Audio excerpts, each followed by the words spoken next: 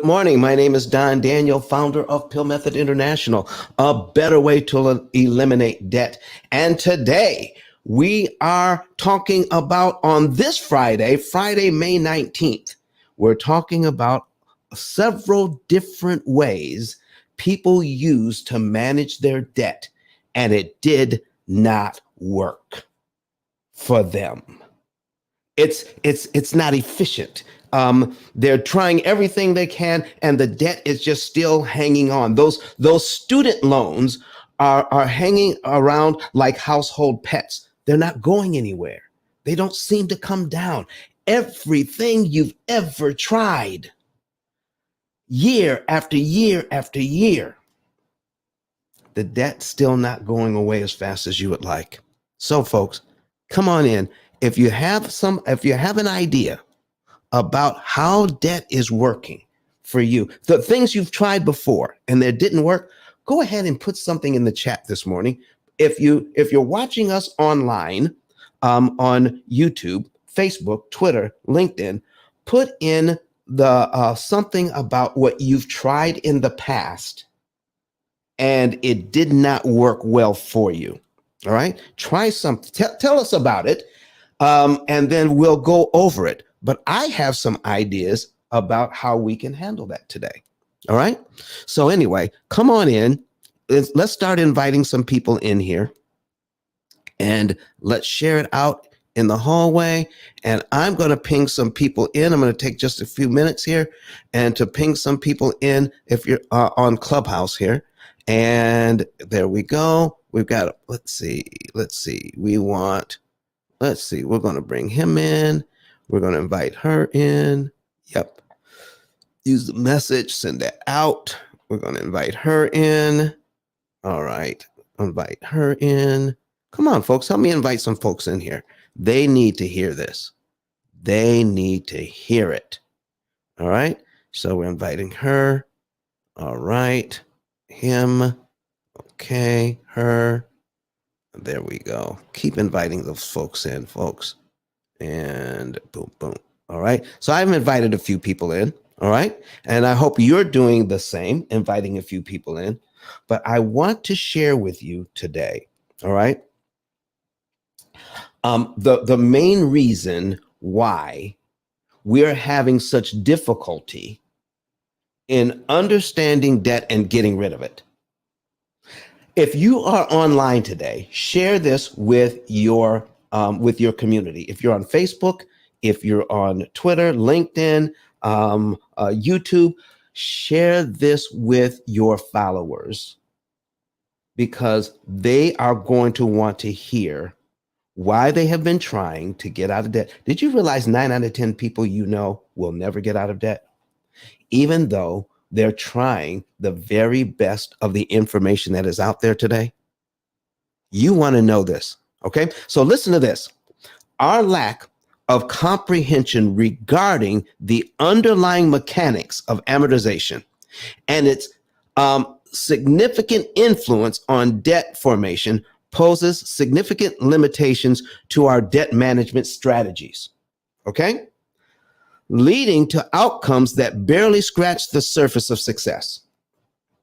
We're missing out on addressing the root cause, the complex interplay of principal and interest payments in the amortization formula.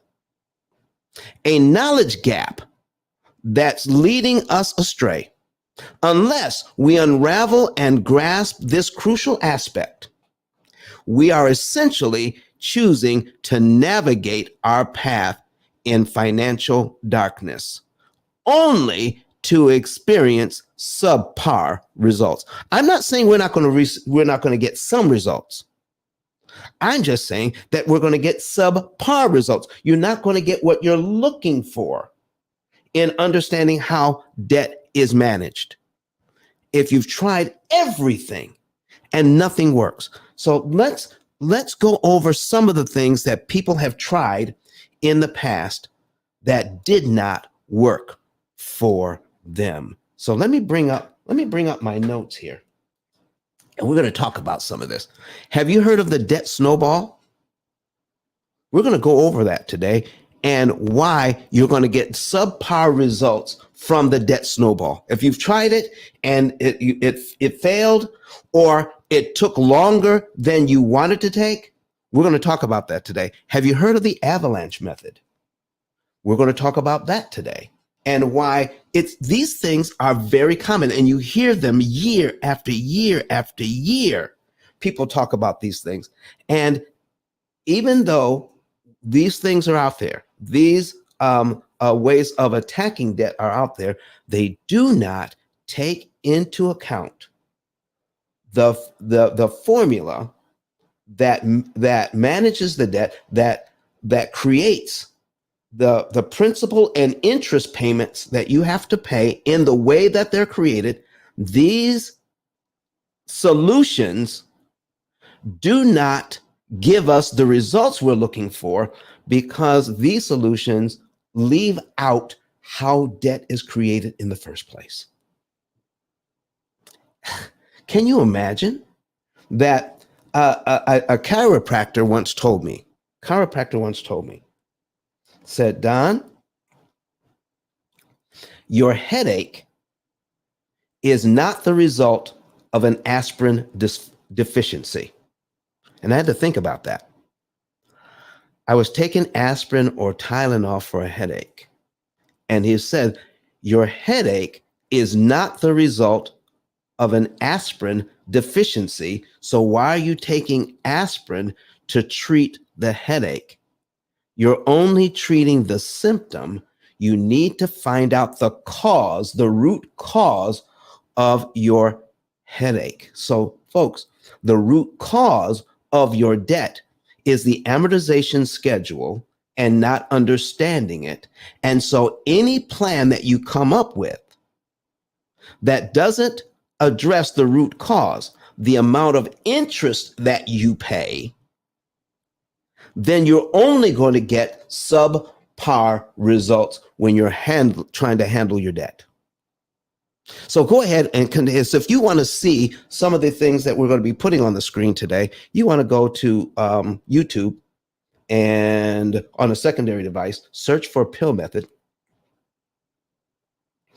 and then you'll be able to see the live. If you're watching the replay, if you're listening to the replay on Clubhouse, you can also go to YouTube and watch the whole thing, and then also watch some of the examples that we're going to be putting up. So listen, if you understand the debt snowball and what it is doing, you'll also see that it is so inefficient when it comes to dealing with your debt. The debt snowball is inefficient when it comes to dealing with your debt. And here's why. If you have debt, and what you're doing with the debt snowball is paying off the smallest one first.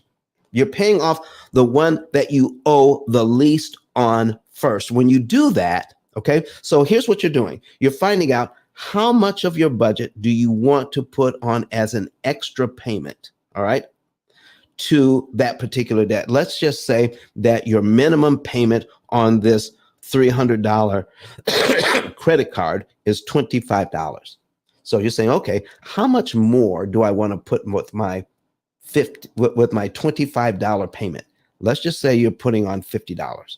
Now I have $75 going to this $300 debt. Okay. And then if I continue to put that $75 on each month, I will knock that debt out faster than if I were just to put on the $25.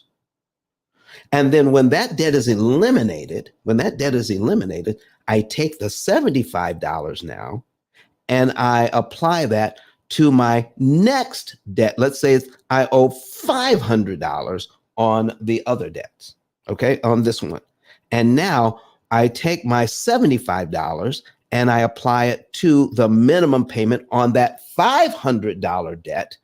And now I have more money going to that debt. So let's say my minimum payment was $35. So now I have $105 going to this debt.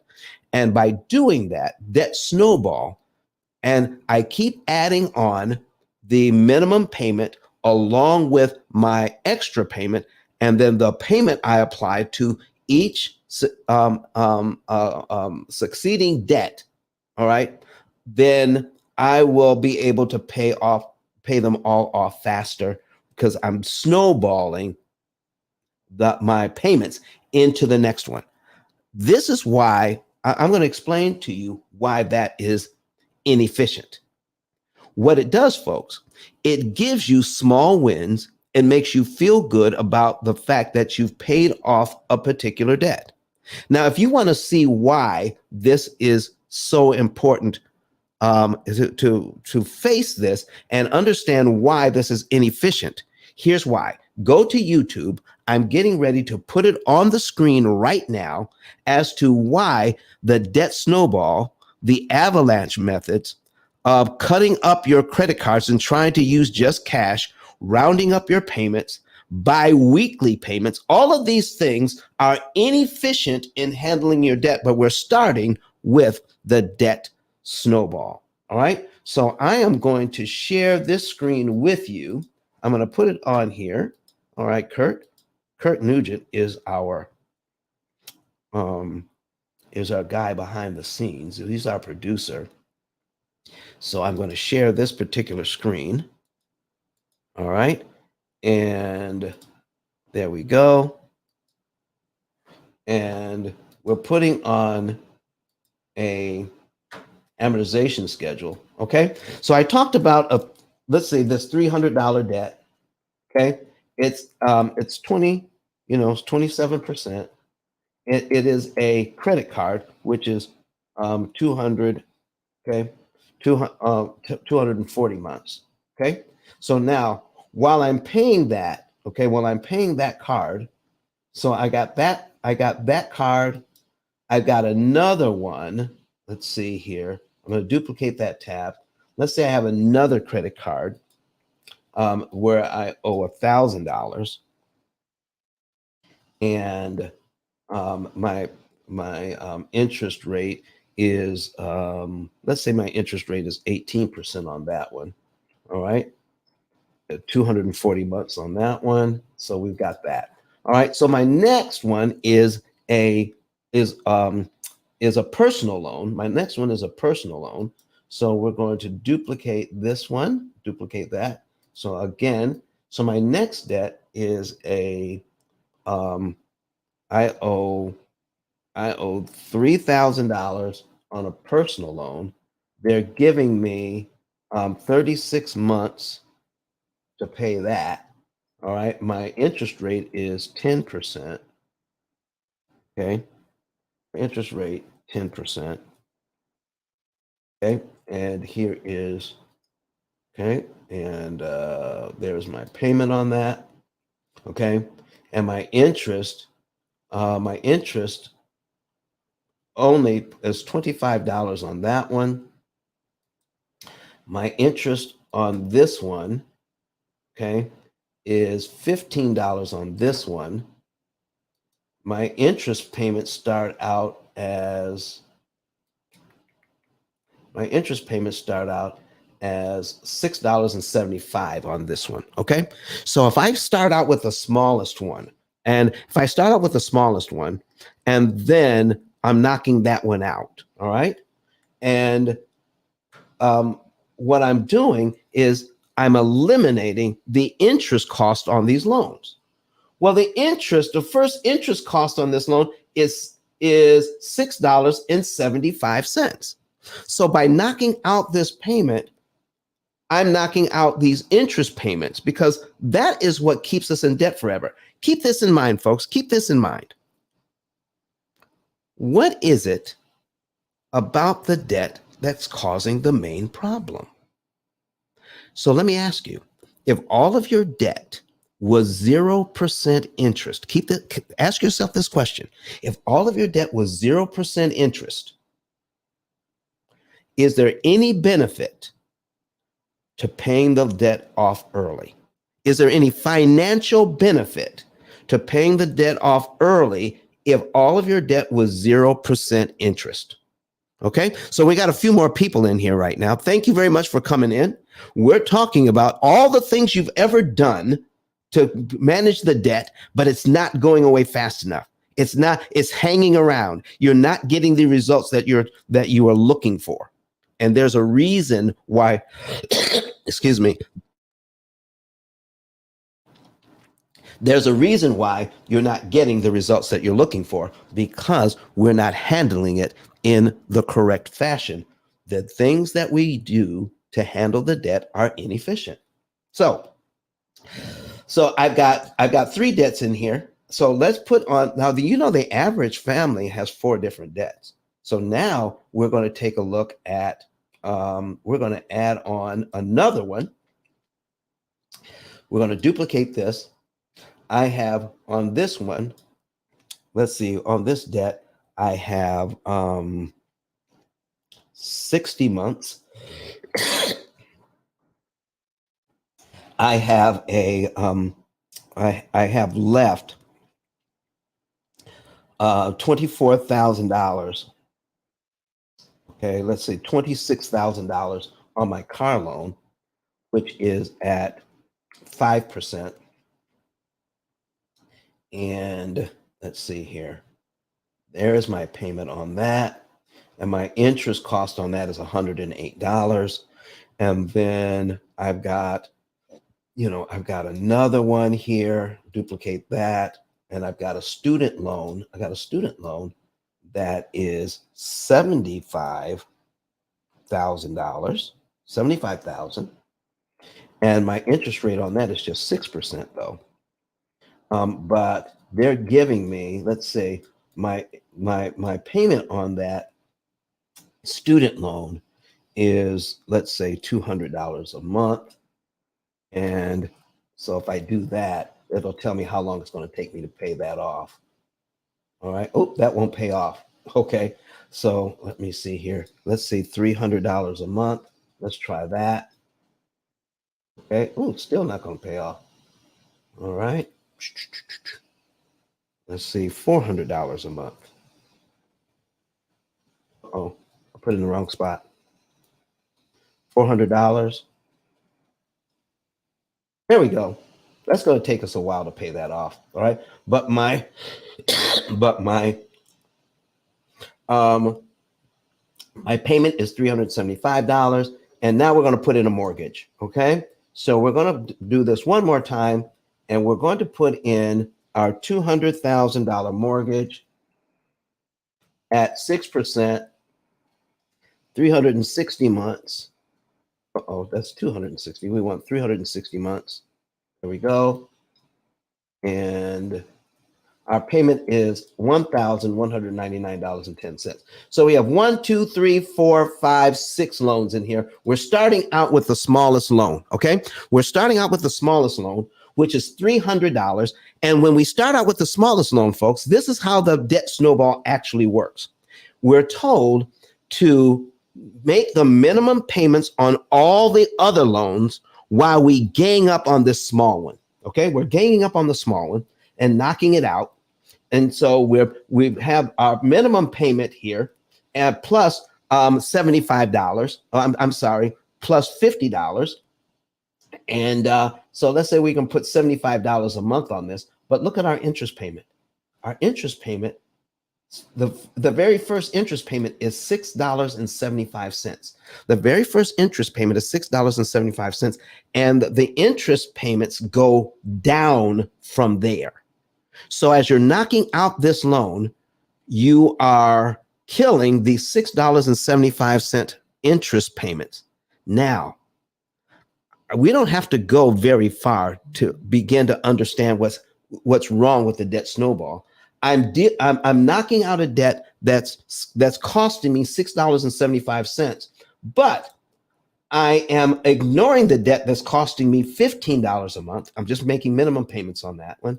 On the next debt, I'm ignoring that one, and that's costing me $25 a month interest. I'm ignoring that one. The next debt, I'm ignoring it. It costs me $108 a month. I'm ignoring that because I'm knocking out the one that's costing me only $6 a month. And then this next one cost me Whoa, $375 a month. I'm ignoring that one too.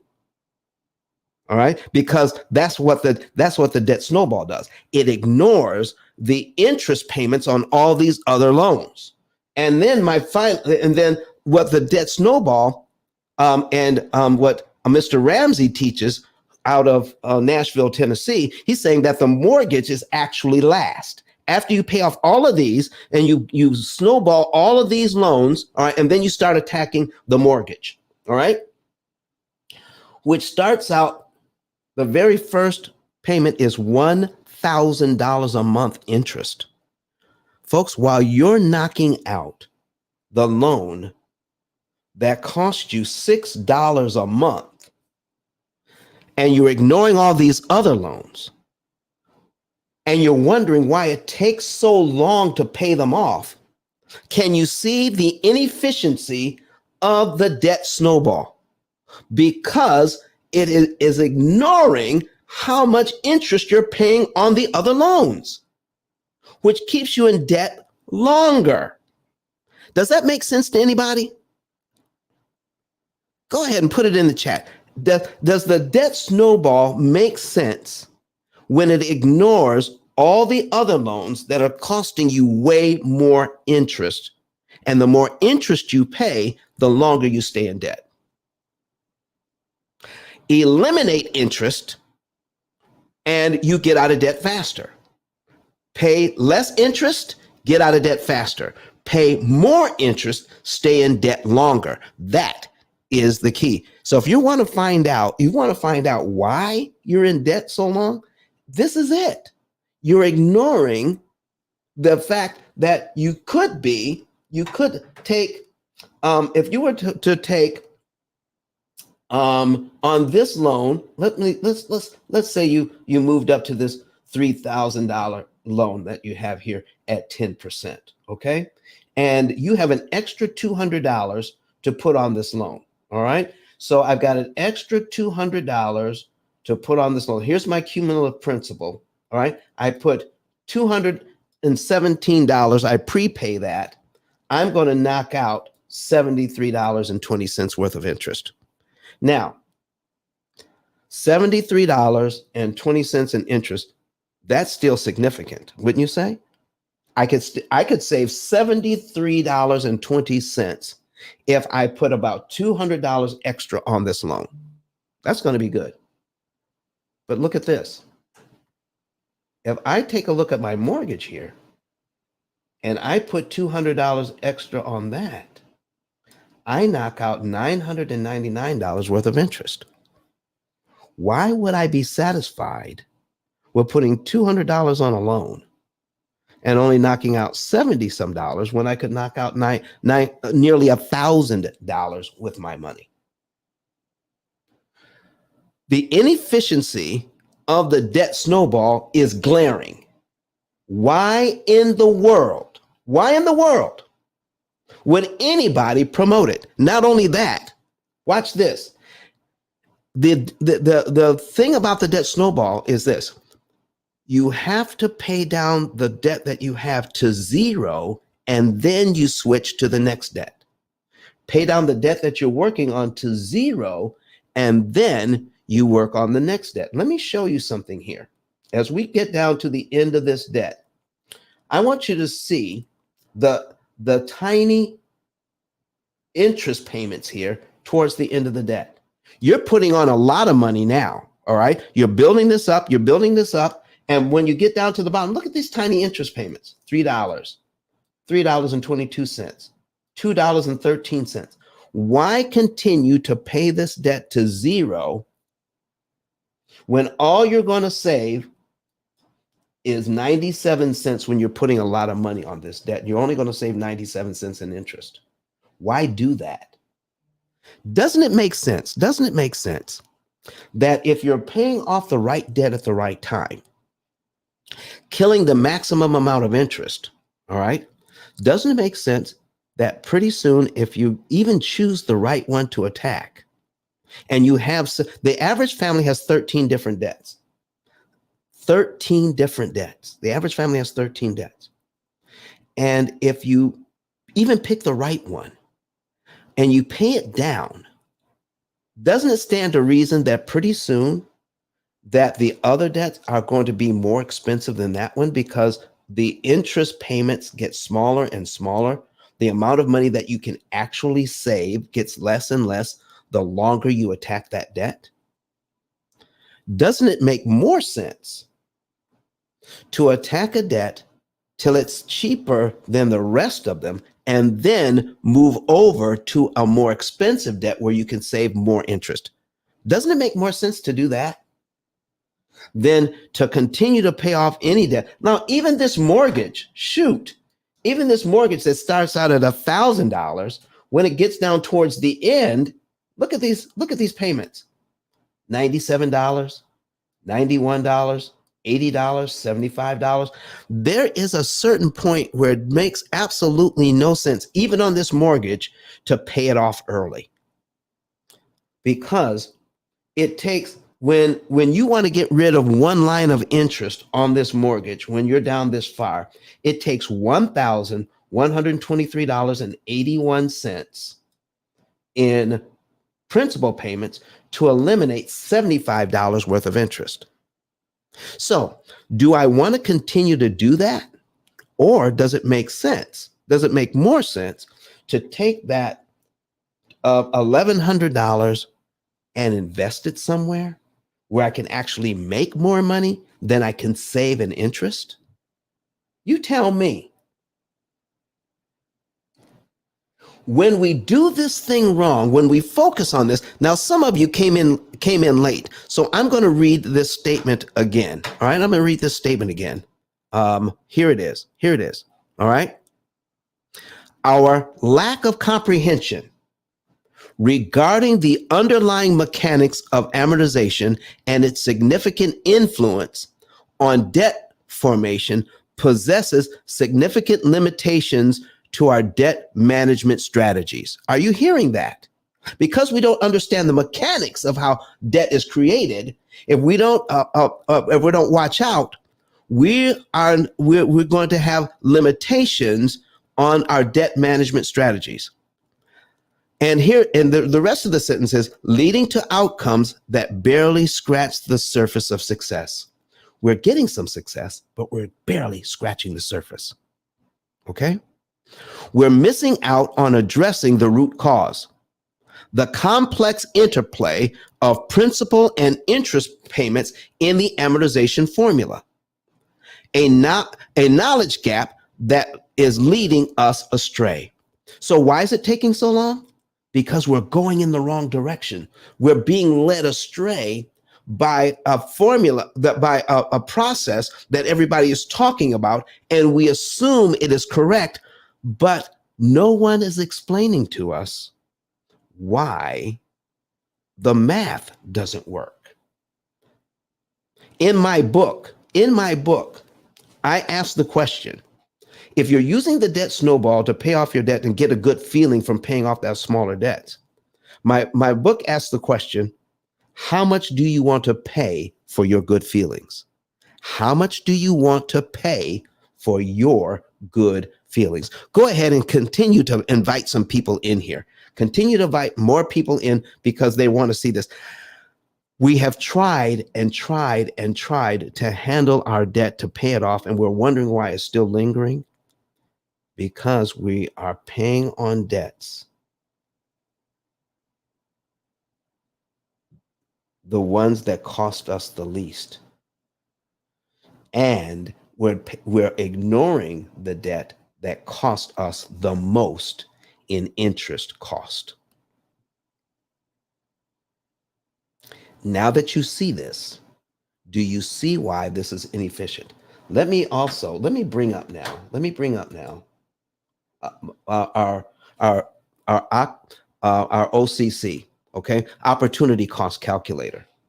And I'm going to reset this thing. All right, we're going to reset it, and we're going to, let's see here, John and Rebecca Jones are dealing with debt and using this calculator. Now, I need you to, if you want to see this, go to YouTube and you can see what I'm getting ready to put on the screen. Go to YouTube, Let me put my my link at the top of the page as well, because I forgot to do that. ICE 10K.com. There we go. Now you can click on that link as well, and you'll also see ICE 10K Live, and you have all of our live links there. It'll take you to all of our live presentations so that you can see what's going on with this. Okay, so let's invite Tammy to speak. See if we can get Tammy to come up. Good morning, Tammy. How are you doing this morning? Good morning, Mr. Ice. How you doing? Listen, I am doing extremely well. I'm doing extremely well.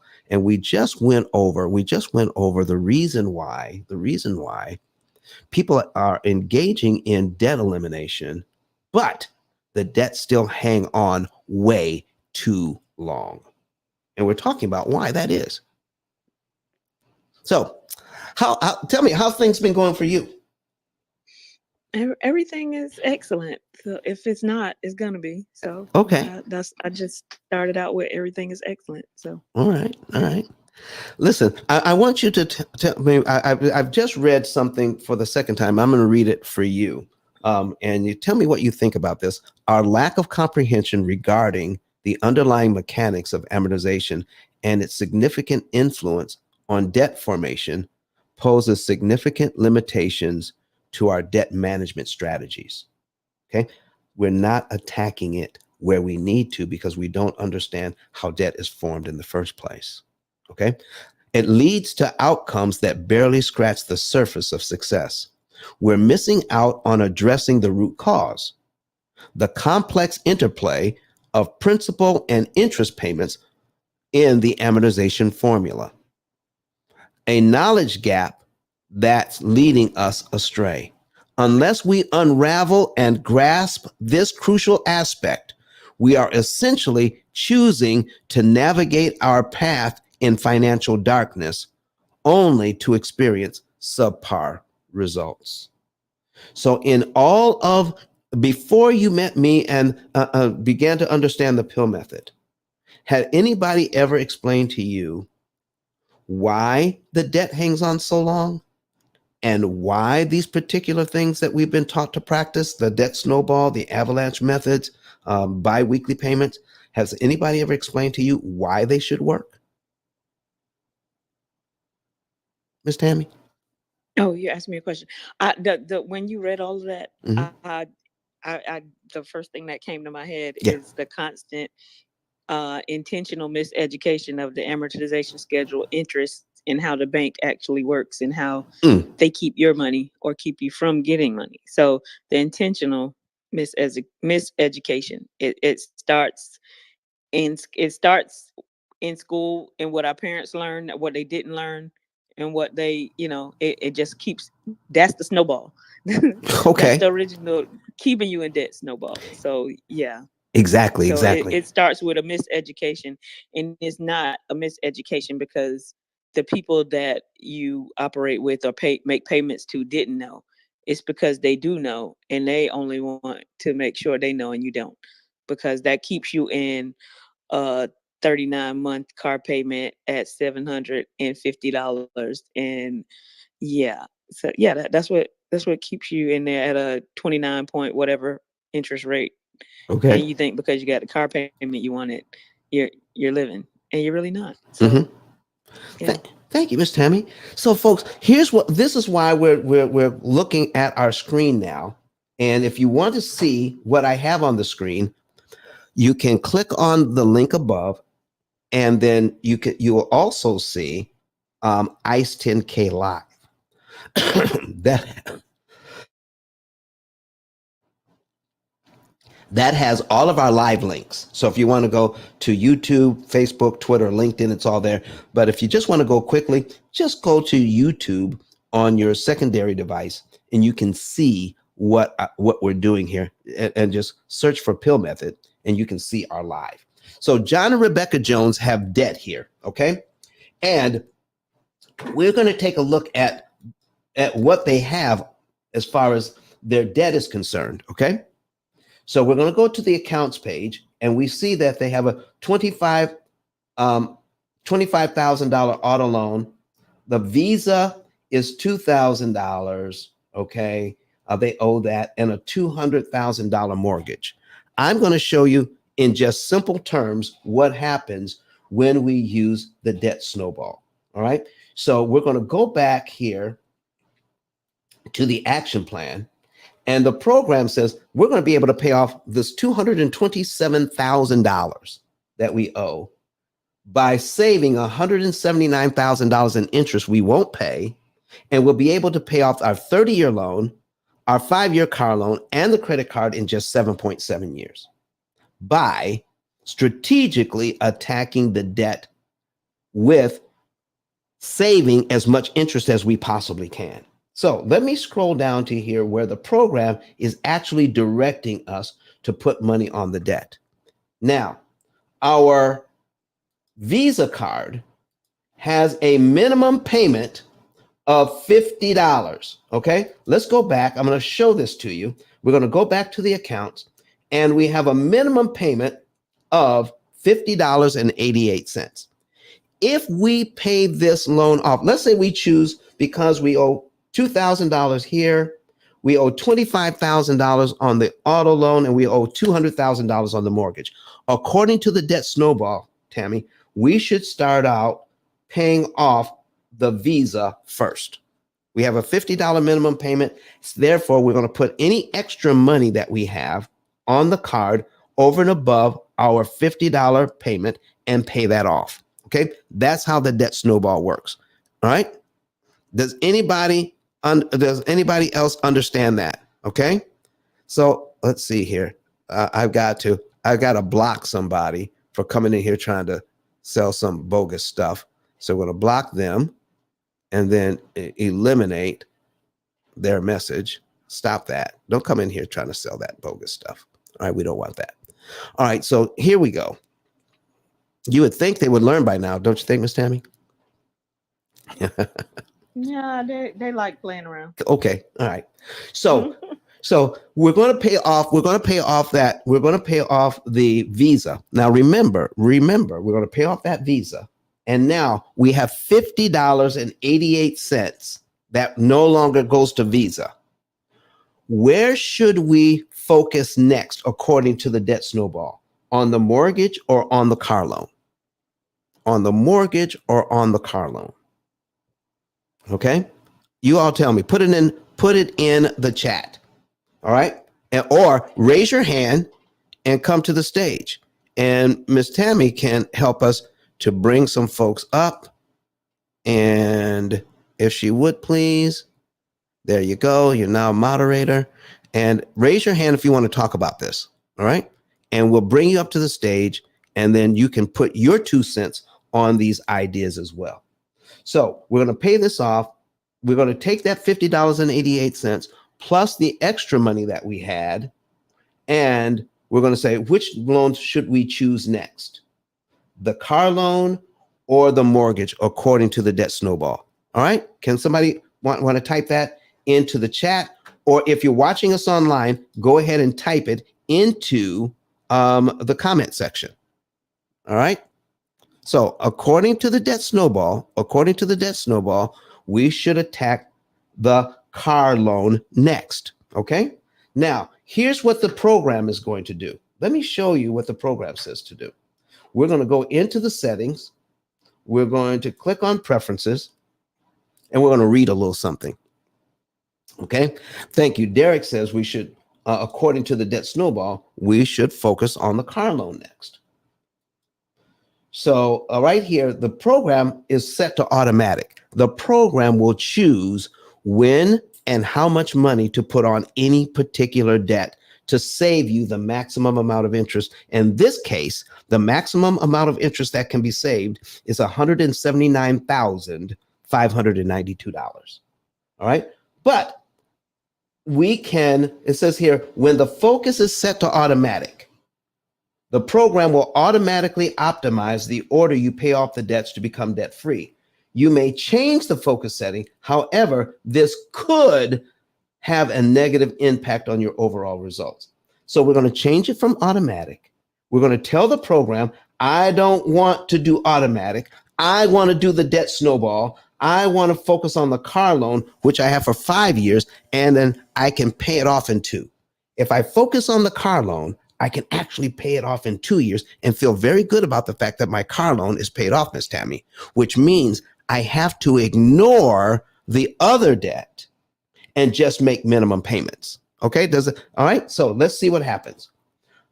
I want you to watch the 7.7 years that we have at the top of the screen and the 179,592 in interest savings at the top of the screen.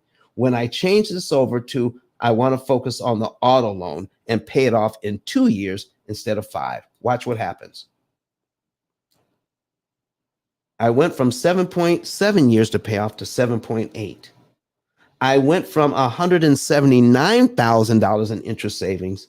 I went down to $177,000.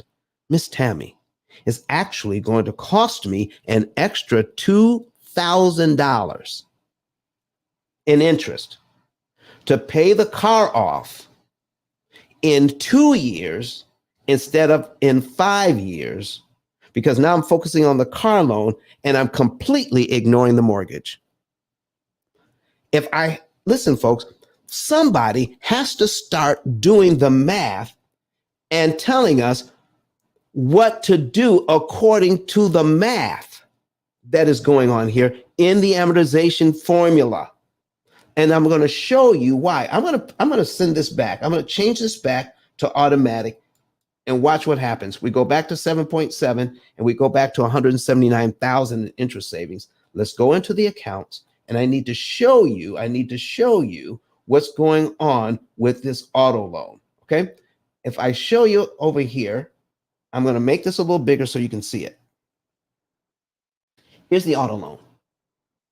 The interest payments start out at $83.33.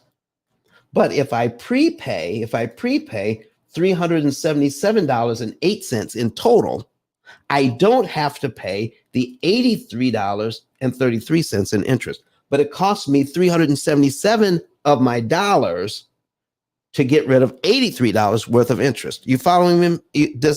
Are you following what we're talking about, Miss Tammy? And anybody else? Yeah. Okay, great. I pulled you up on YouTube so I can.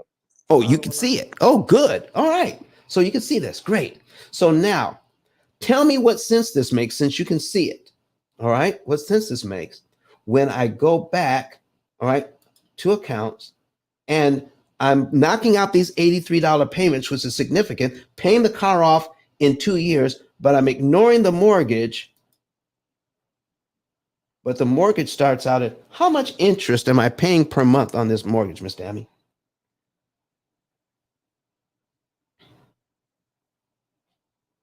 It takes I have a lag. Yeah, there is a little bit of a lag because of the internet. $1,000 in interest. I'm choosing the loan. According to the debt snowball, I'm choosing the loan where I can save $83 in interest payments and it goes down from there. And I'm ignoring the loan that costs me $1,000 in interest and it goes down from there. Does it make financial sense to use the debt snowball in such a way? Folks? Absolutely not. Absolutely not. Why is Dave Ramsey teaching it then? Why does Dave Ramsey teach this where a person who has the P.I.L.L method uses the ICE method, all right? Use ICE, interest cancellation expert. It also means interest cancellation eliminates your debt more efficiently. ICE stands for interest cancellation eliminates your debt more efficiently. You can do it efficiently if you pay the right amount of money at the right time to the right debt and cancel a ton of interest. That means more of your money goes to principal, less goes to interest. How did we miss this? Because of, what did you call it? The miseducation around debt? Miss Tammy, you call it the miseducation? The intentional. The intentional miseducation. Miss Tammy, this sounds like a conspiracy theory. Oh no. No? It's all in the numbers. If you give me a loan and then Mhm. you don't tell me how I can pay it off faster, you intended to take money from me. Oh, I intended to take money from you when the education is not there. Now, I don't need, see, here's the thing. If I go to the bank and my banker does not inform me of this fact, all right, that's one thing. But folks, it's not a part of our financial education anywhere. Not in not in middle school, not in high school, not in college, not in your business classes. And I don't care if you have a PhD in business. What we're talking about here today is not taught anywhere. How did that get left out of the educational system? I've talked to people who are in finance. They are they're real estate agents. They're loan officers. They're certified financial planners. They're CPAs. They're MBAs, and none of them have been taught what I'm showing you right here. Why it is important to focus on the right loan at the right time and focus on eliminating interest instead of eliminating the loan itself. You can actually pay these loans off fast, but end up paying a lot more interest. The average person who owns if we have two families that owe the same amount and make the same amount of money, and they live right next door to each other, one family uses the debt snowball, the other family uses the ICE method. The family that uses the snowball will pay 30 to $50,000 more in interest to eliminate their loans than the family that uses the ICE method. I'm not saying that the debt snowball will not get you out of debt faster than doing nothing, and will not save you interest. It will save you interest. But why go through all the effort just to pay an extra $30,000 to $50,000 on average? Some pay even $70,000 more because we're ignoring how to manage the interest. So, how many of you have heard of the avalanche method? The avalanche method is a little different. Where we're looking at the interest rate on these loans. Okay. So, I'm looking at the interest rate on this loan, and this one is 27%. Okay. And according to the avalanche method, this is one of the ones we should focus on. We got one that's 27%. We have one that is 18%. We have a loan that is 10%. We've got another one that is 5%. We've got one that's 6%. All right. And we got another one that is 6%. Okay. So, according to the avalanche method, we're supposed to attack the debt that has the highest interest payment, the highest interest rate. Okay. The highest interest rate. Can I show you just a little something about a debt that has the highest interest rate? Let me bring up a a credit card that has $10,000. Okay, I got $10,000 at 27%. All credit cards are at 240 months. They're amortized over 240 months. Okay, that's 20 years.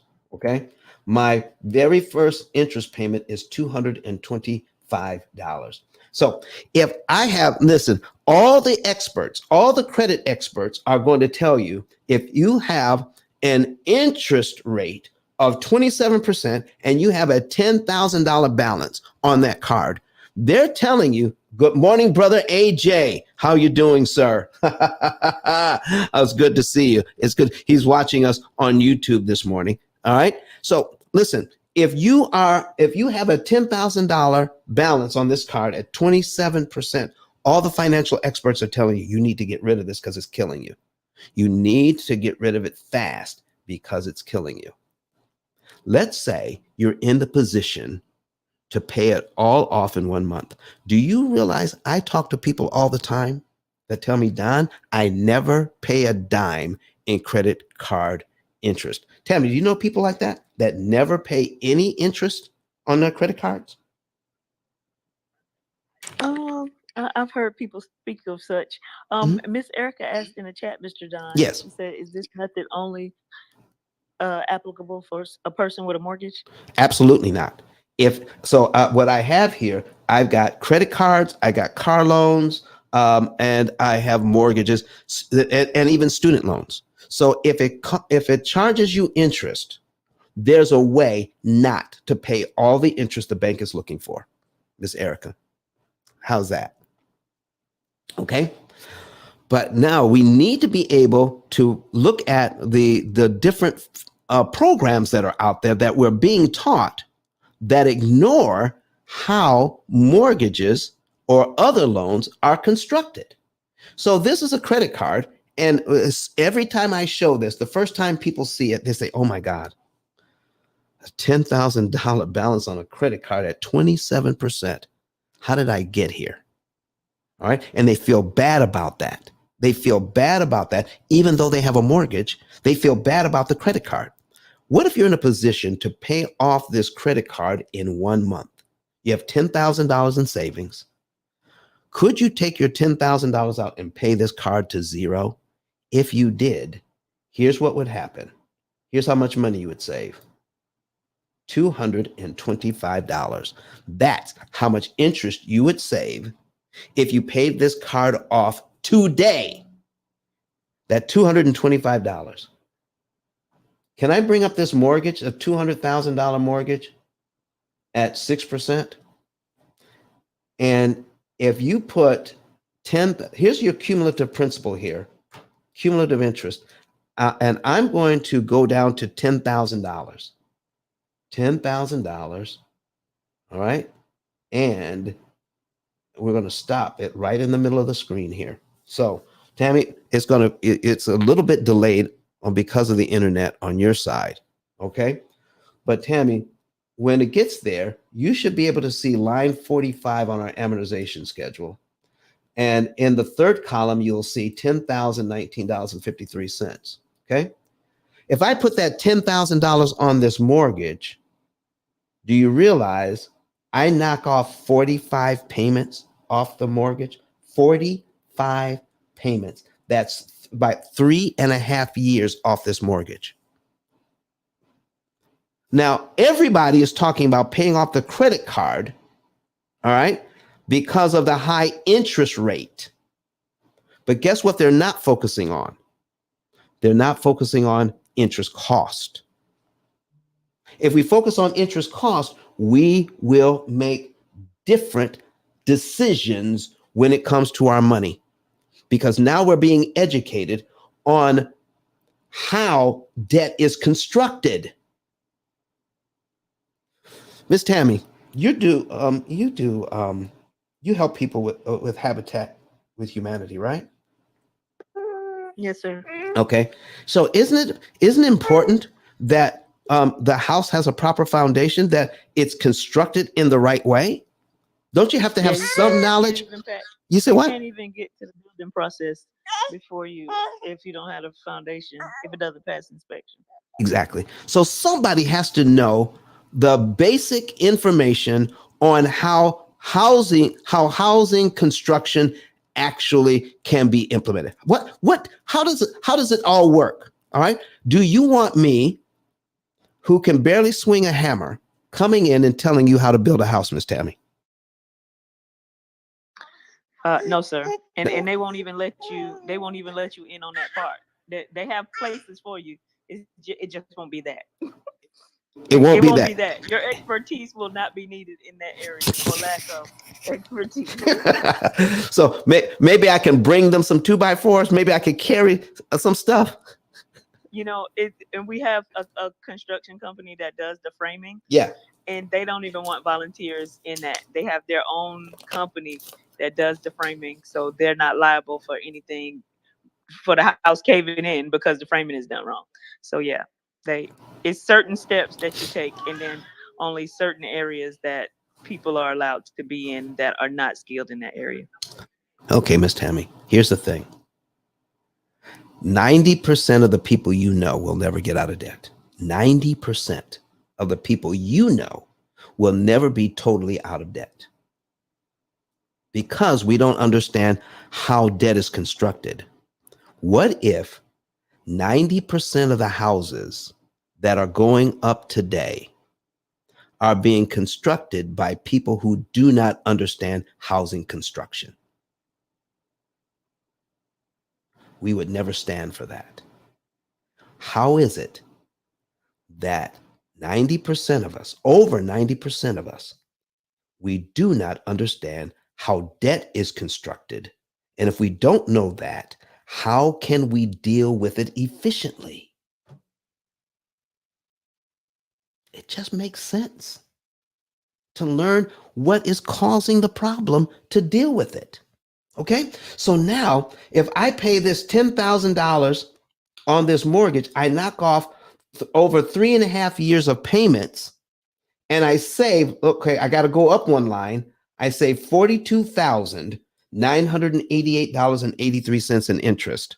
Instead of taking my $10,000 and applying it to the credit card and only saving $225 in interest. So, and folks, I'm asking this question for a reason. I am not saying that we should totally ignore the credit card. I'm not saying that.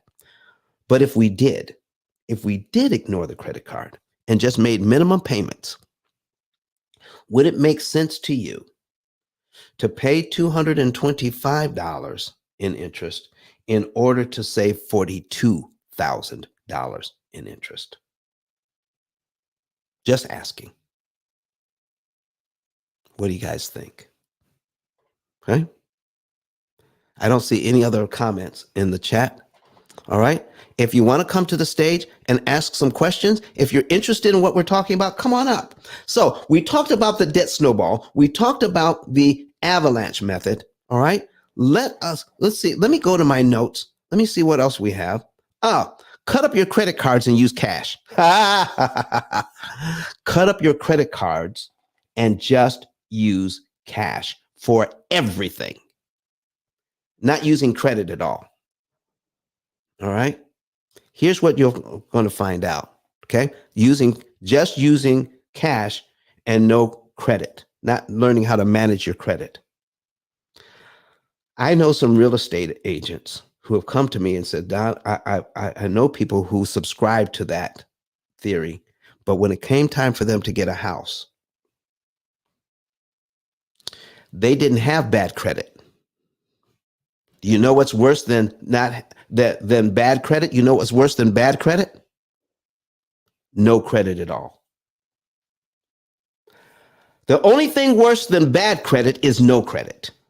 And these people could not get the house they wanted because they didn't have the $300,000 or $400,000 in cash to pay for it. Therefore, that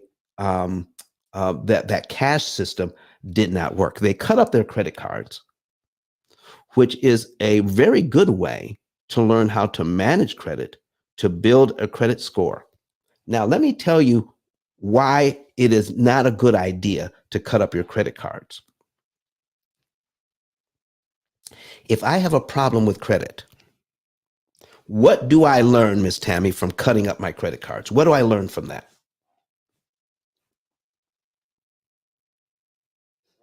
Nothing. You learn how not to address the problem. What do you mean? Tammy, if I cut up the credit cards, I certainly can't use them to get in trouble. Well, the problem still doesn't go away. So it's like arguing water is wet. Mm. Water is still wet. The problem doesn't go away. You just put the problem into another category.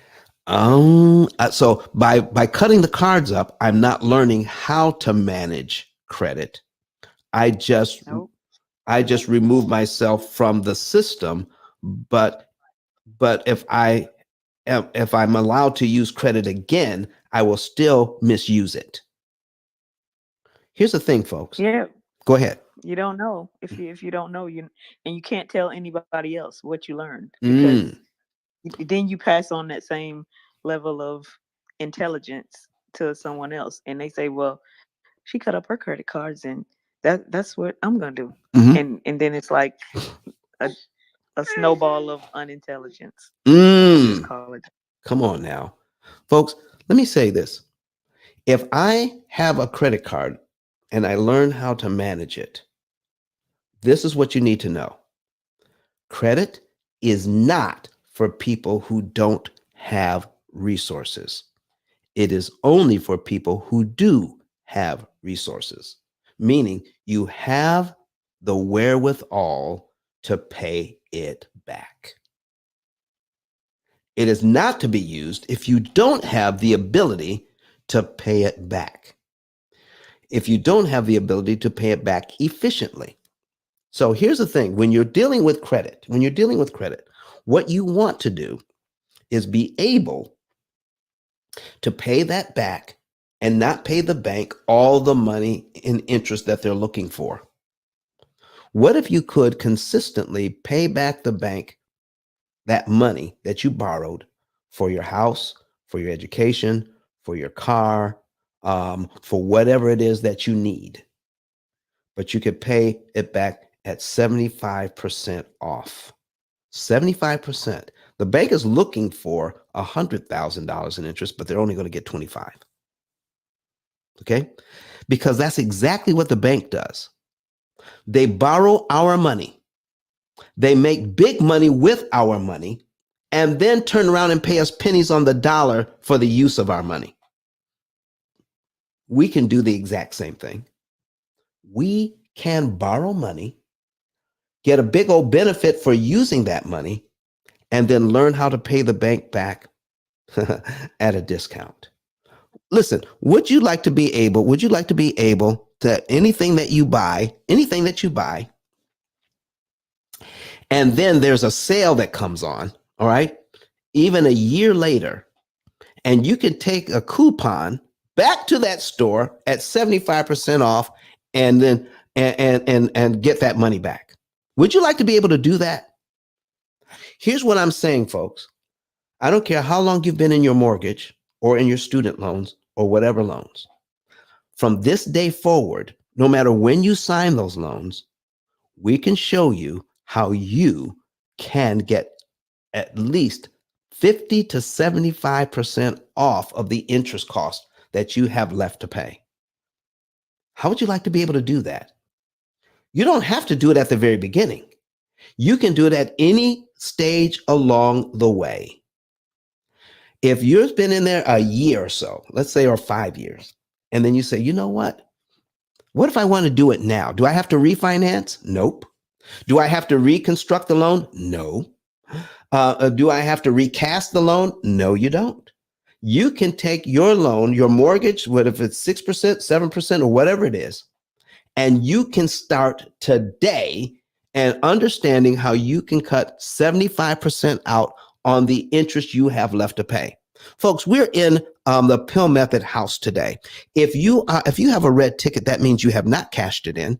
Please go up to the top and click on P.I.L.L method and join this house. Get in the waiting room. We'll let you in later today. And so when we're back here on Sunday, we're going to actually be in the mortgage syndicate on Sunday. All right. At 8:30 a.m. Central, 9:30 a.m. Eastern. We're going to be in the mortgage syndicate giving out valuable information. All right. And what we're going to be talking about on Sunday is this. So write it down, get ready. All right. I'll put that show up today so that you can RSVP not only on Clubhouse, but on YouTube, Facebook, Twitter, and LinkedIn.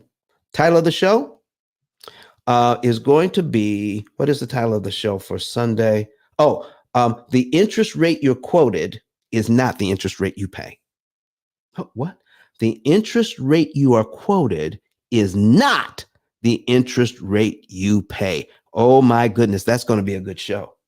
because everybody's focused on interest rate. We're going to show you how even a 3% interest rate really means a lot more. A lot more, not just a little bit more, a lot more. And you're going to be able to see how the bank uses this system of interest rates and how we're charged exorbitant amounts of interest, even though the interest rates are tiny. So don't miss Sunday's show where we're going to be in Clubhouse, where we're going to be broadcasting from the Mortgage Syndicate. All right. So join both houses, the P.I.L.L Method House and Mortgage Syndicate. All right. So back to this thing. All right. So the avalanche method I just showed, by if we just focus on interest rate, we could be fooled big time by just focusing on interest rates, by cutting up credit cards. We're not putting ourselves, and just using cash, we're not putting ourselves in the best possible position to leverage our money or our situation. So if you want to be in a better position, if you want to be in a better position starting today, get a savings and earnings report. Would you like to know the month, day, and year you could be debt free? Would you like the education that everybody should have received on how money actually works, how the bank actually makes their money, and how you can defeat the bank's system with education and technology? Get a savings and earnings report today. Go to ice10k.com. Go to my link up above. Click on that link. And when you click that link, and if you're on watching us online, go to ice10k.com and you'll see another button there that says get a savings and earnings report. Get a savings and earnings report. It doesn't take very long to fill it out. You should know the month, day, and year you could be debt free. And most people are out of debt in about 7 years. I don't care how much debt you have. The average family has 13 different debts. I don't care how much debt you have. We're going to show you how not to pay all of that interest. And the average family is out of debt in about 7 years. We're going to take your 360 payments and you'll end up paying about 90 payments instead. 84, somewhere between 84 and 108 payments instead of 360. Taking 30 years, we're going to show you how to do it between 7 and 9 years. And not only that, but you'll be able to live well while you're doing it. Now, can I still go on vacation? Yes.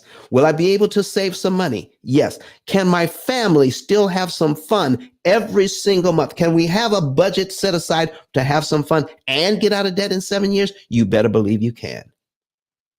Because the sacrifice is not going to be on your end.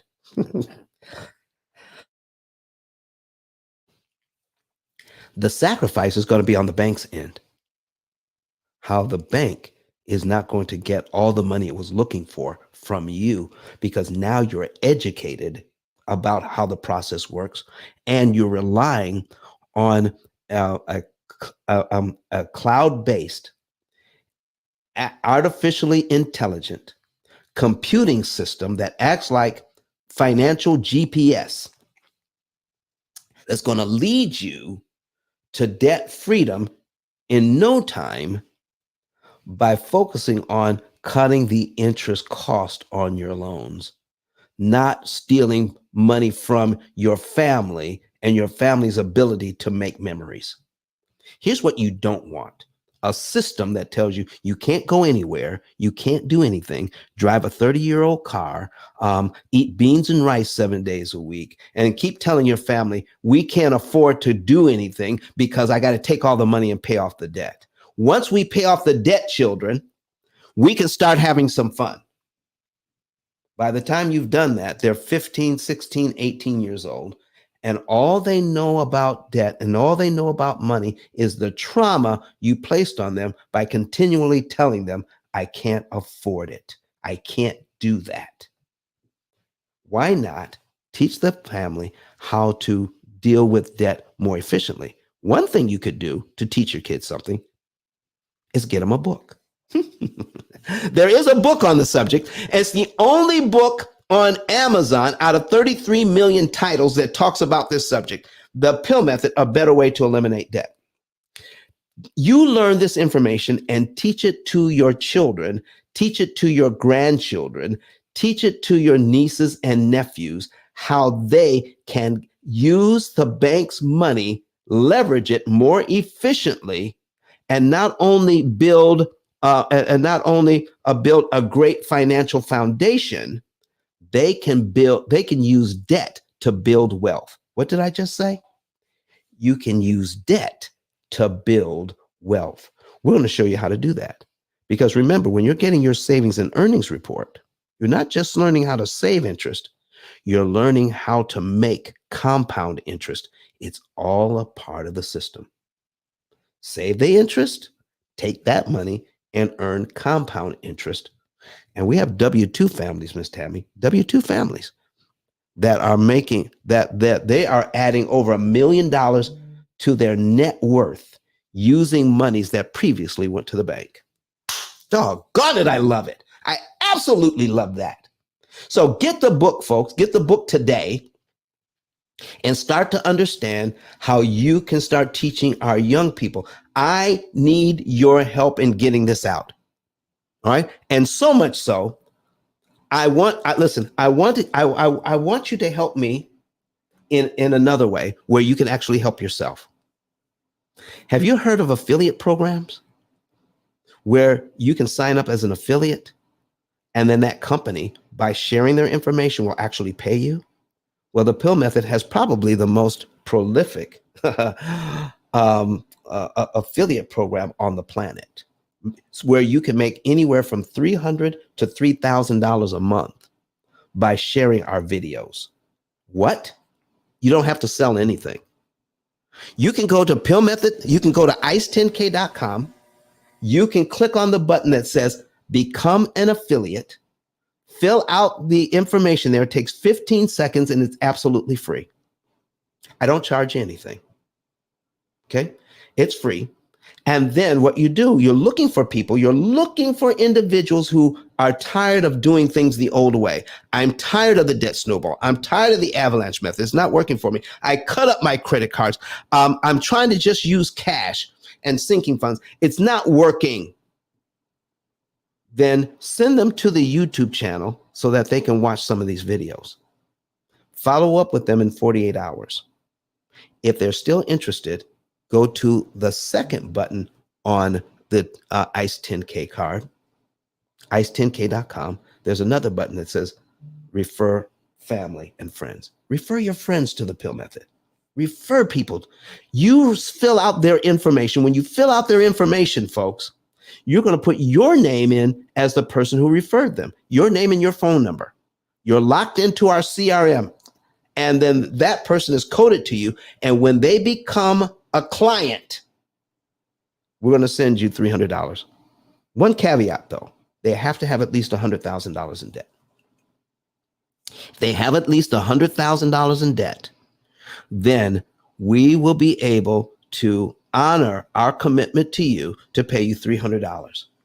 But if you send us 5 people in the same month, that could be as much as $3,000 to you in that month. And all you did was point people to a YouTube channel that's telling them the truth about their loans. And when they find out that they can pay off all of their debt in 7 to 9 years on average, and some people do it even faster, not only will they thank you profusely for showing them this information, we're going to pay you because you did it. Yeah, I like that part. I like that part. So go ahead and get that part done for you today. Folks, we're going to jump back. We're going to jump back into this thing. Continue to invite some more people in. Let me see do you have any other questions? Listen, I'm ready to take some questions now about anything that we've talked about today or in the past. All right. Ask me any questions about this. If you want to come to the stage, raise your hand, come to the stage. Or if you're online watching us, go ahead and ask your question in the comment section or ask a question in the chat if you're on Clubhouse. All right. But now I want to talk about sinking funds. Do you guys know what a sinking fund is? Here's what a sinking fund is. Instead of using, let's say I've got a separate bank account, all right, where I'm putting in cash every month, just in case one of my appliances breaks down and I need to get it fixed or replaced. I put in cash away for that reason. I have another sinking fund where if something goes wrong with the house, I need a roof repair or a window breaks. You know, these new windows now are double glazed with gas in the middle of the pane. So even if you break the bottom sash, they don't come in and replace that. Sometimes they have to replace the whole thing. It could cost hundreds of dollars and sometimes even thousands of dollars to replace a whole bank of windows. We broke one window and we had to replace all three. Cost us thousands of dollars. So what if you have a sinking fund for that, where you have something like that? All right. And I know people who have thousands of dollars put aside in cash so that they can avoid using a credit card for their emergency. Folks, I don't get it. I saw one person online that had $18,000 in a sinking fund so that they can take care of emergencies. You know what? If I had $18,000 on this mortgage, let's go back to the mortgage, Kurt. And Kurt, if you're available today, I don't know, sometimes you are, sometimes you're not. Let me know if you're available today to talk, because people need to also know the magic of being online alive like this. So if you can, give me a message today that you can come on, and then listen, we want you to talk to the people if you can.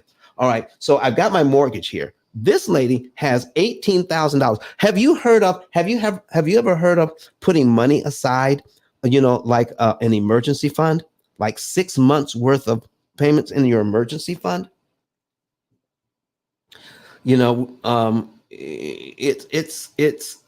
It borders on the ridiculous when you see how you can manage somebody else's money.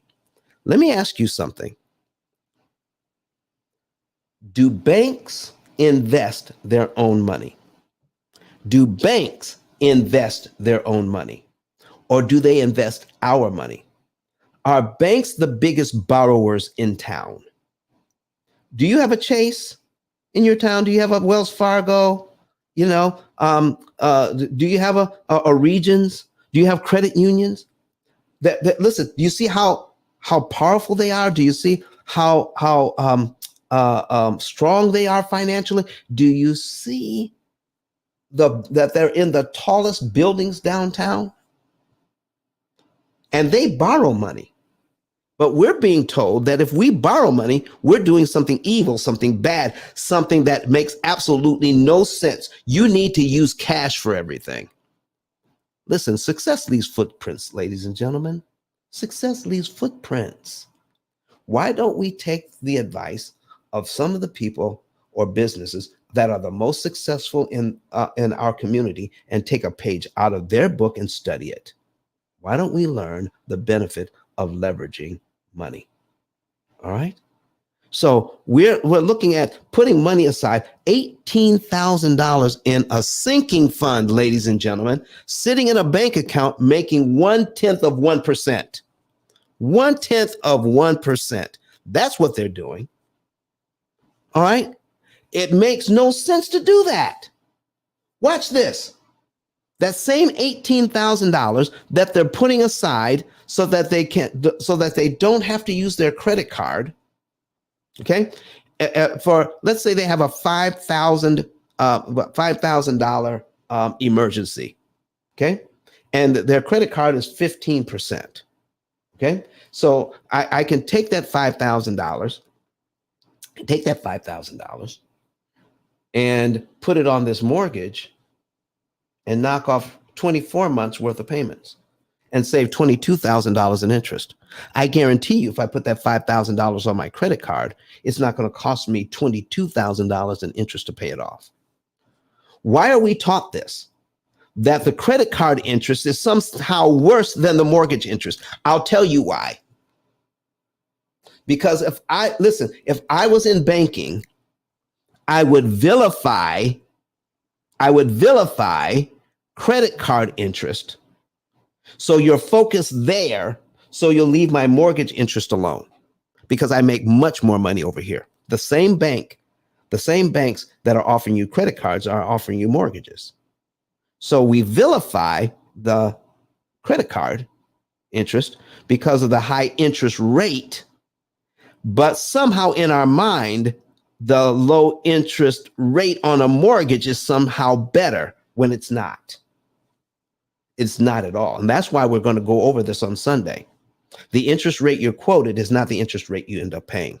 That's why we're going to focus on that Sunday, because somebody challenged me on that last Monday.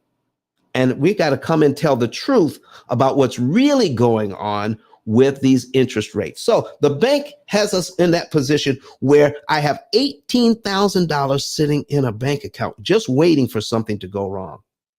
Where if I put that $18,000 on this mortgage, doggone it, I knock off over 6 years.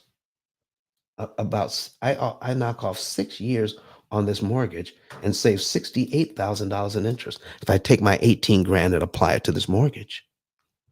Huh? I could take my $18,000 and apply it here rather than just sit it in a bank making 1/10 of 1%, waiting for something to go wrong. So folks, because you have money, that's why you leverage somebody else's money. Because the cost of leveraging somebody else's money is so low compared to what you could do with your cash, eliminating other higher cost debt. If I can take my $18,000, my $17,000, look there, $18,000, boom. I can take $18,000 and knock off 75 payments and save $70,000, almost $71,000 in interest. Why wouldn't I do that? And if I have an emergency on a credit card, let me pull up one more. All right. We're going to take this $10,000. We're going to change it to $18,000. Okay. I have a 15% credit card. Okay. Even if I had to put my $18,000 loan on here, okay, boom. All right, 18,000. My first interest payment is $225. Okay, $18,000 at 15%. My first interest payment is $225. Okay, let's just say now. I'm just doing the math here, folks. I'm just doing the math. Okay, I can knock off over 6 years, 3 months off this mortgage. 6 years, 3 months off this mortgage and save almost $71,000 if I do that. I need you to see that. If you want to see what I'm doing, go to YouTube, search for P.I.L.L method, and you can see this example. Okay, now I'm just saying, what if I put that money on my credit card and I paid my credit card back? Let's just say the interest payment never went down. I'm going to pay the same amount of interest every single month until it's paid off. It won't do that, but I'm just saying, I'm just doing this to make a point so that we can see the math involved. Okay. So if it took me exactly 75 months, okay, and my first interest payment here is $225, but it never went down while I'm trying to pay that card off. I pay that card off over 75 months, and every single month it costs me $225, $225. Okay. If I multiply that by 75, okay, that's still only $16,000. If my interest rate never went down, my interest cost never went down for the same amount of money, and it took me 70 months to pay that off, okay, it would cost me $16,000. But if I took that same $18,000 and put it on my mortgage, let's go back to the mortgage. Look here, 18,000. I saved $70,000. So my people, let me ask you.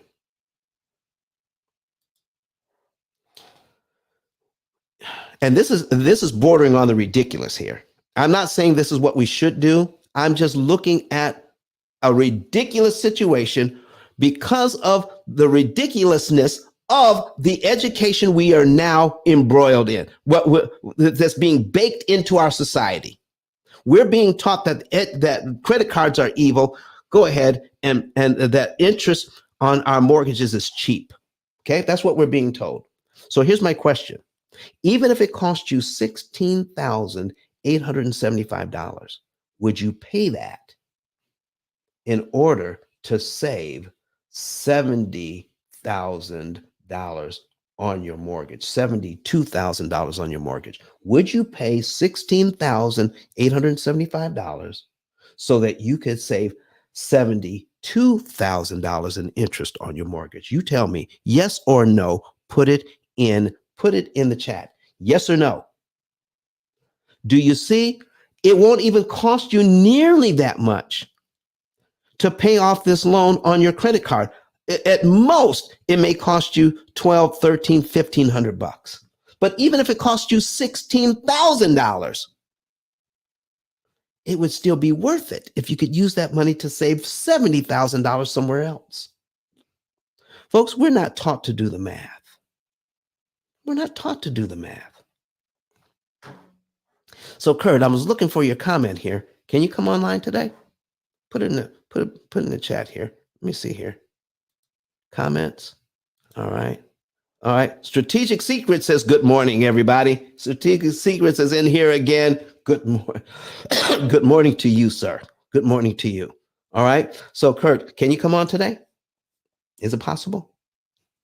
People want to hear how they can get in here and stop doing everything that we've been taught to do and do something better than we've been taught. All right.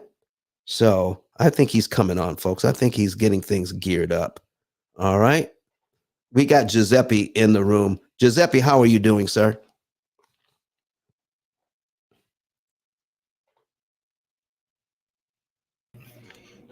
Hey, Don. Hey, Kurt, how are you? Not bad, man. It just took me a second to get some things situated. Listen. How it goes, man. Always multitasking. But, man, listen, you have been on fire today, as usual, on fire today, giving out valuable information. There's these are questions that every, I wish I could say that not everybody would have to deal with it. But the truth is, everybody's got some kind of financial strategy or plan because that's how we live. Mm-hmm. The use of money, the investment of money, the saving of money, understanding your financial outlook is critical. It is absolutely critical. And that's why your shows do so well. That's why, people watch and people send you messages, people jump in there. But this is the thing. I just want to come on to say this. I know you asked me to come on to talk about how they can use live video, but I want to say this about your program and next steps. A lot of people come through and they hear the information and they're taking notes feverishly. If you're like me, you probably got your spreadsheet, or with all your bills on there, and you're saying to yourself, okay, I see what Don's talking about. I'm going to add this little component here and see how that helps me out. That would be good, but that would not be the best thing to do. I am telling you from experience, go and get a savings and earnings report. The meeting that you can have to describe and explain and break down the savings and earnings report, that's where you pay for the consult. But Don is willing to give you the report itself. Just the report itself. What does that cost, Don? What does that cost? It costs free 99. Okay, I Free like that price. 99. I like that price. I like that price. You know, one of the things that I said to my kids all the time is you have to have all the information to be able to make the best decision. And I think what Don's show does more than anything else, it makes it very clear for those who are listening and watching right now that we do not have all the information. We simply don't. We don't have all the information to be able to make the best decision. And Don is not saying buy his program. He's simply saying get a savings and earnings report. Now, if you're like me, you're going to get that report. You're going to see that date that you can be debt free, and you're going to book the session and you're going to pay the 150 gladly. Why? Because you want the person who gave you that report with your numbers on it to break down how in the world does this work. That's where the secret sauce is. And people constantly ask, man, why? Well, you've been working with Don for years now. What's the goal? What's the gotcha? What's the gimmick? I'm like, there's no gimmick here. There's no gimmick here. It's no gimmick here. Finances is going to affect every person on the planet. Just because of that, Kurt, you have shared your good news with other people. Absolutely. Okay. And you love sharing the real good news because you're also a preacher. That's right. All right. So you're sharing the good news of the P.I.L.L method with people. What are some of the first reactions you get when you share it? A lot of people think that it's unfortunate, but in the financial world, there's just so many little gimmicks and plays, and there's this swap thing that you can do. There's, you can get this thing to get ahead, and they all basically resemble something like a pyramid scheme, and folks are just so skeptical that they're just like, I just can't be real. They're looking at it, they listen to it. I send them to the show, and they just feel like it can't be real. I've told you this before, Don, that I've gotten to the point now where I really only recommend people watch the show if they're actually looking for a better way to pay off their debt.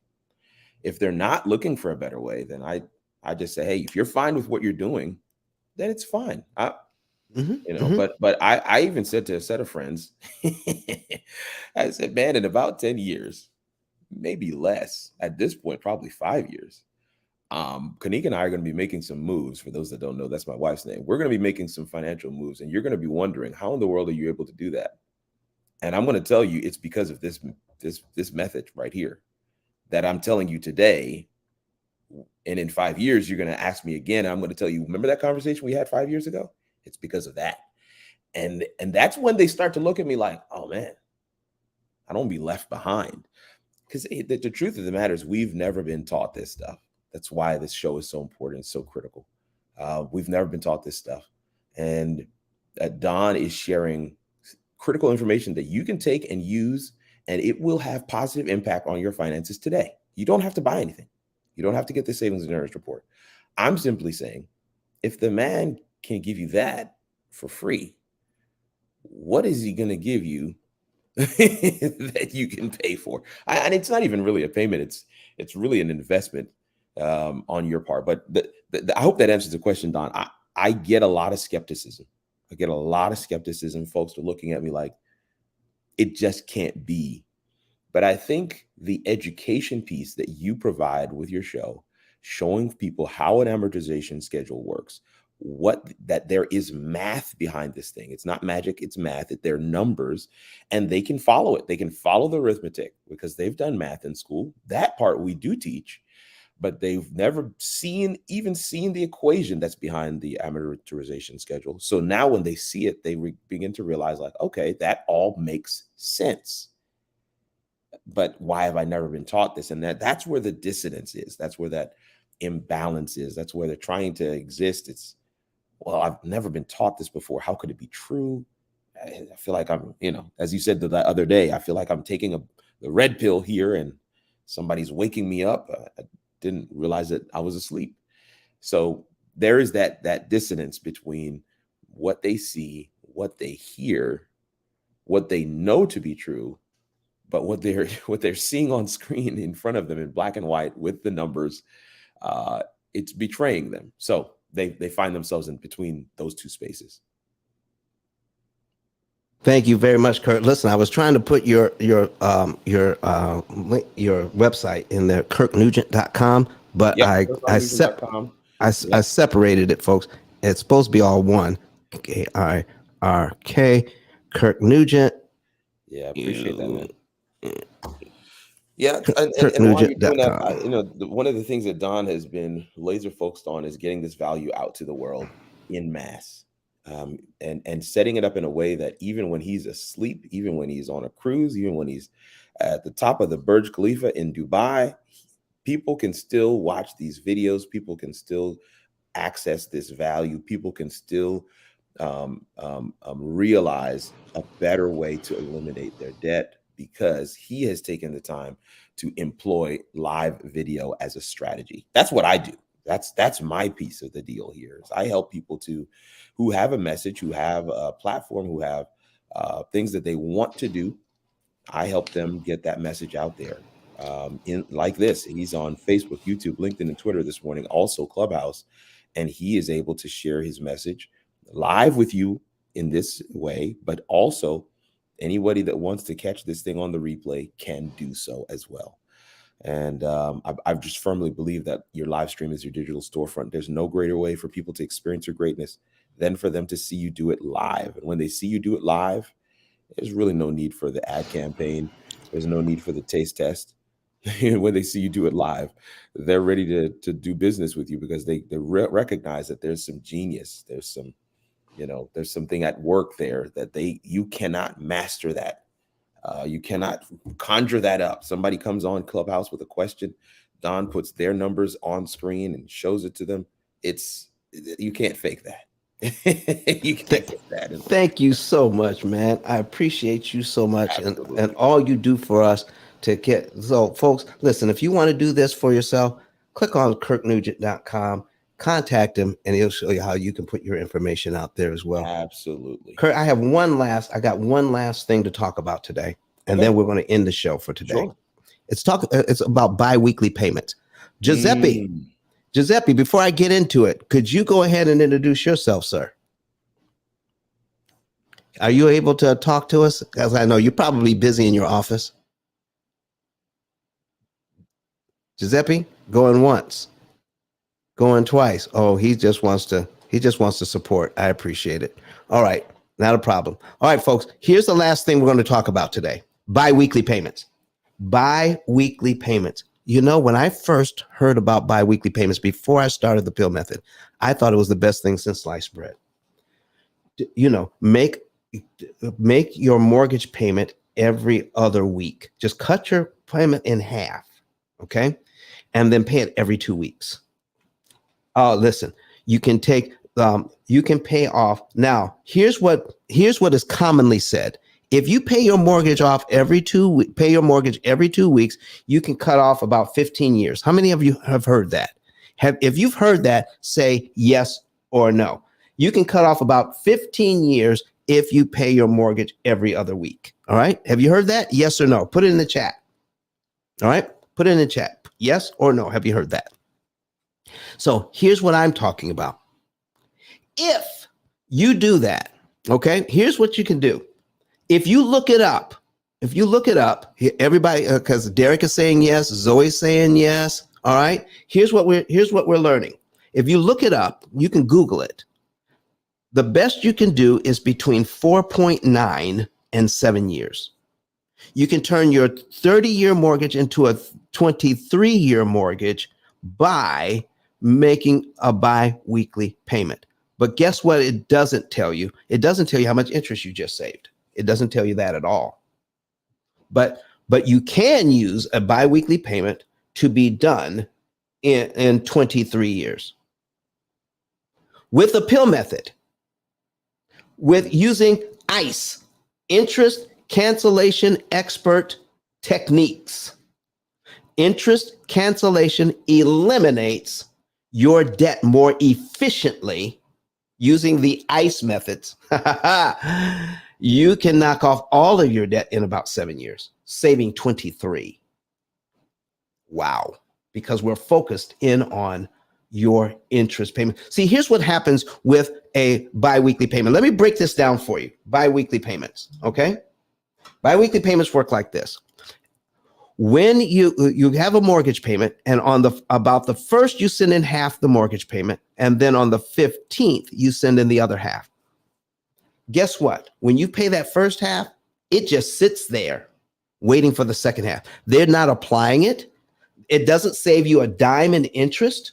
They're not applying it to principal at all, because mortgages only accept full payments. They hold it until you make the second payment around the 15th, and then they apply it just like any other payment. And it's like that 10 months out of the year. It's like you making your mortgage payment the same way 10 months out of the year. Only 2 months out of the year, it makes a difference. And here's what happens. Because 2 months out of the year, you're going to make 3 of those payments. You're going to make a half payment around the 1st, another one around the 15th, and another one around the 30th. Yep. And then that means 3 payments went to the mortgage, and that third one actually goes to principal. But you still owe a payment the next month. You still owe a payment at the first of the month. Yes, you do. All right. So you're going to make 3 payments in that month, and when and you're going to do that twice in a year, which adds up to 13 payments a year. That's how they work. They don't work any differently than that. It's like making 13 payments a year. And by doing that, the best you can do is get out of debt in 23 years. That is the very best you can do. When a person comes on the P.I.L.L method, they generally just end the biweekly payments. They just make their mortgage payment once a month. And then with our system, they know when to take money out of their savings account to the penny, and when to apply it to the debt, what month to do it in, what day of the month to do it on. And we will calculate their interest savings each and every time they do it. Okay? Each and every time they do it. I'm going to show you here. Let me bring up my program. I hope it hasn't timed out. Okay? And I'm going to put up the program, boom, boom, boom. And I'm going to show you, the last thing we're going to show you is, let me go back to the action plan. Hope it hasn't timed out. There it is. Okay. There it is. Action plan. Let me show you something here. This is John and Rebecca Jones. And they started this out in March of 2023, making their payments, paying off their debt, telling the program what's happening. I'm just going to skip down here to 2 or 3 months in, where the program says take money that they've been setting aside in the checking account, take that money out of the of the savings account rather, and apply it to the Visa and pay it all off in 1 month. By doing that, they just saved $1,736.34 in interest right there, the interest savings. That's the key to it all. The interest savings, that's the key. And then after that, all right, after paying off the credit card, they're going to take $1,116.98 out of their savings account and apply it to the mortgage, to the penny. No more than this, because this is the optimum amount and optimum day. When you do that, they just found out by taking $1,116.98 and applying it to the mortgage, we do the math, and they save $5,435.91 in interest right there. Okay. So the program says, here's what's interesting. That money was already in their bank account, right? And they made their payment. They made their payment on the 1st. This is their regular mortgage payment on the 1st. The regular payment on the 1st. And then they waited 6 days and made their another payment to principal, $1,116.98. They have, at this point, they have over $8,000 in their savings account, but the program says only take out $1,116.98, not even rounding up the 2 pennies, not even rounding up the 16 to $1,120. And if they wanted to, they could put $1,500 on. And but I want to tell you why. And it's because of this: violating the law of diminished return. There's a point at which more is actually too much and it works against you. I'm going to show you that now. Okay? If they follow the program the way it's designed, John and Rebecca Jones will save $179,592 in interest. If they follow the program the way it is designed, $179,592. If they go outside the design, even though it seems like they're going to be better off, they will actually be worse off. I'm going to show you why. Here's the reason why. We're going to open this up. We're going to execute that. We're going to say, here's our interest savings. I'm going to put a calculator on the screen. Okay, here we go, folks. We're going to take the $5,435.91 that they will save by applying the $1,116.98. So if we do that, so if we divide it, we divide their interest savings by their principal prepayment of $1,116.98, we will get $4.87, 4.866 or $4.87 in interest. For every dollar they apply, they're going to save $4.87 in interest, which is a pretty good return on your money. All right. Pretty good return on your money. And in other words, that's 487% return on your money. Don't you like that? 487% return on your money. Kim Sell has a question here. Does the P.I.L.L method only apply to mortgages, or can you put it on? Yes, all loans. See, John and Rebecca have a mortgage. They have a HELOC, which is a home equity line of credit. They've got a car loan, and they have a credit card. It applies to all of it, Kim. Thank you very much for asking that question, because we want to get you out of all of your debt. This is not just for the mortgage. They're going to be out of debt in 7.7 years on all of their debt. Oh my goodness. Yeah, that's everything. Okay, so now watch this. We're at $4.87. We're going to do something different.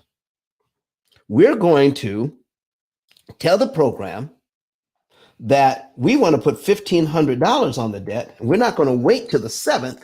We're just sending it in with the payment. We're going to pay more, and we're going to pay it sooner. Oh, that's got to be better. I got over $8,000 in the bank. I could put $1,500 on instead of what the program said. And look here, it already recalculated my interest savings, $7,259.78. So let's do that math. Right now we're at $4.87 in interest savings per dollar. Okay, so now we're going to put in our $7,259.78 and divide it by 1,500. This is what the banks won't tell you. Now we're at $4.83 per dollar. We're actually saving less per dollar because we're putting more money on at the wrong time. That is significant. That's important to know. So what would happen to our interest savings? Okay. What would happen to our interest savings if we decided to do what we wanted to do instead of what the program said to do? Remember, we're at $179,592. We're going to put $1,500 on. We're going to put it on sooner as opposed to waiting. We're going to execute that. We're going to put on here what we want to put on. Watch what happens. $179,592. It dropped to $179,552. We're actually saving less money overall by putting more money on at the wrong time because we have not learned the mechanics of how amortization actually works. If you want to know why, folks, if you want to know why you've tried everything to manage your debt and it didn't work, it is because we did not understand the mechanics of this. Now we want to try ICE. If you want to try ICE, that's what we're going to go over, trying ICE. And for those who came in late, I want to read this statement to you that we read at the top of the show one last time before we say goodbye. Here is why this is not working. Okay? Here's why it's not working. Listen to this. Our lack of comprehension regarding the underlying mechanics of amortization and its significant influence on debt formation poses significant limitations to our debt management strategies, leading to outcomes that barely scratch the surface of success. That's why. We're missing out on addressing the root cause, which is the interest costs on these loans. We're missing out on addressing the root cause, the complex interplay of principal and interest payments in the amortization formula. A knowledge gap that's leading us astray. Unless we unravel and grasp this crucial aspect, we are essentially choosing to navigate our path in financial darkness, only to experience subpar results. That's what's going on, folks, when we don't understand what we should understand about these loans, and the remedies that we're given only scratch the surface of success. That's why you've tried everything to manage your debt and it's not working. Now it's time to try ICE. Thank you, everybody. I want to thank you very much for being here today. We're getting ready to get out of Dodge. I want to thank you again. All right. And make sure that you're back here on Sunday. All right. Where we're going to be in the mortgage syndicate at 9:30 a.m. Eastern time. That's 8:30 Central time, where we're going to talk about the interest rate you're quoted by the banking system is not the interest rate you pay. You don't want to miss that show. All right. So finally, we're going to go over the 3 or 4 things I would like. Derek says, thank you. You're so welcome, Derek. Let me go over the 3 or 4 things that you want to do. Go to ice10k.com and get your savings report. Don't forget that. ice10k.com, get your savings report. Number 2, all right, when you get your savings report, we're going to tell you the month, day, and year you're going to be debt free and how much interest you could save. And we're going to show you how you could take that interest savings and turn it into interest earnings with compound interest. Oh my gosh, so powerful. All right. So now, once you do that, then make sure you become an affiliate. Share this information with other people. All right. Become an affiliate, share this information with other people, and we'll pay you anywhere from $300 to $3,000 a month. Just send us people who have at least $100,000 in debt. Just do what Kirk was doing. He shares the YouTube channel with people. They watch it, and if they want to know more, then he sends them over to us as a referral. Use the same card to fill out the referral section. Last thing, get the book. Start teaching your young people today. The P.I.L.L Method book. Use the same card or go to Amazon and look for the P.I.L.L Method, a better way to eliminate debt, and you can find all of our stuff. And if you forget all of that, just Google P.I.L.L Method and everything pops up. So I want to thank you all for being here. We're going to have one last word from Dr. Eric Thomas, who actually discovered the P.I.L.L Method and paid off his mortgage in record time, giving his wife a stress-free life. That's going to be the last word for today. Thank you, everyone. We're going to see you on Sunday. Have a good rest of your preparation day, and happy Sabbath to everyone. Talk to you later. Bye-bye. Listen to me, y'all. But one of his mentees took us through one of their programs, and I paid off my mortgage. But guess what happened? My marriage went to a whole nother level. And you know why? Because my wife is a security freak. And even when I blew up, my wife would be like, oh, you blew up, but how long is you gonna keep making this kind of money? I was like, I don't know, forever. She's like, you sure? because I'm gonna keep my license as a nurse just in case you don't. So when I paid the house off, my boy was like, you ain't gotta do that, you can do this. But when I paid the house off using that program, it took the stress level all the way down for my wife because we no longer had a mortgage. Does that make sense? That thing that was coming every month, that was getting on her nerves, we didn't have that no more. And so she was at rest.